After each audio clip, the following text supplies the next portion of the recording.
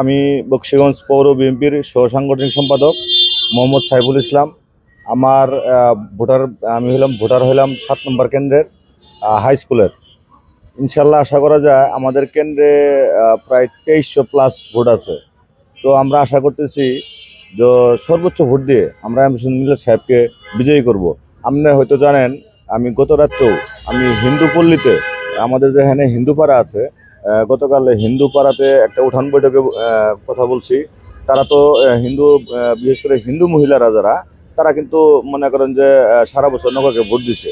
যেহেতু এবার নৌকা মার্কা নাই, তো আমি তাদেরকে আশ্বাস দিলাম যে যেহেতু নৌকা মার্কা নাই, আমাদের ধানের মার্কাকে প্রতীকে ভোট দিন। আপনাদের সার্বিক নিরাপত্তা, যেহেতু আপনাদেরই সন্তান, আপনাদেরই কেউ দেবর, আমি কেউ কারো চাচা, কারো ভাই, কারো ভাতিজা। তো সেই হিসেবে আমি বকশীগঞ্জ পৌর বিএনপি থেকে সর্বাত্মক তাদের সহযোগিতার আশ্বাস দিয়েছি, এবং কি তাদের নিরাপত্তার ব্যাপারে আমি 100% কনফিডেন্স দিছি যে আমরা আপনাদের পাশে আছি, সুখে দুঃখে যে কোনো কাজে আমাদেরকে ডাকবেন, বিশেষ করে আমাকে পাবেন। আমি অল টাইম বকশীগঞ্জে থাকি। এমসিন মিল্লাতকে ধানের শীষে একটা করে ভোট দিয়ে সকাল সকাল চলে আসবেন, এই আশাবাদ ব্যক্ত করে গতকালকে একটা উঠান বৈঠক করেছি।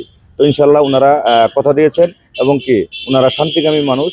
ওনারা মোটামুটি আমাদেরকে আশ্বাস দিছে যে না, আমরা তোমাদের দ্বারা কোনোদিন কোনো ক্ষতি হয়নি, কোনোদিন তোমাদের দ্বারা কোনো প্রকার কোনো বাজে কথা শুনি নাই। তো যাই হোক, তোমরা যেহেতু পাশে আছো, আমরা তোমাদের পক্ষে আছি। এই ধরনের একটা মেন্টেন গত রাত্রে আমরা উঠান বৈঠক থেকে আমরা আলোচনা করেছি। এই যে আপনি একজন বকশীগঞ্জ বিএনপির দায়িত্বশীল একজন নেতা, আপনি কি দেখছেন এই যে অ্যাডভোকেট নাজমুল হক সাঈদীকে অনেকেই শক্তিশালী প্রতিদ্বন্দ্বী হিসেবে দেখছেন, আপনি কিভাবে দেখছেন অ্যাডভোকেট নাজমুল হক সাঈদীকে? আসলে অ্যাডভোকেট নাজমুল হক সাঈদী সাহেব, উনি জামাত ইসলামের একজন প্রার্থী। তো যাই হোক, ওনার শ্রদ্ধার সাথে এবং বিনয়ের সাথে ওনাকে ওনার ব্যাপারে আমরা যতটুকু এলাকায় মাঠ ঘুরে দেখছি।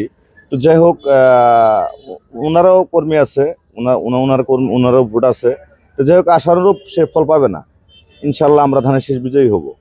এমসিন মিল্লাত সাহেবকে এই আসন উপহার দেব।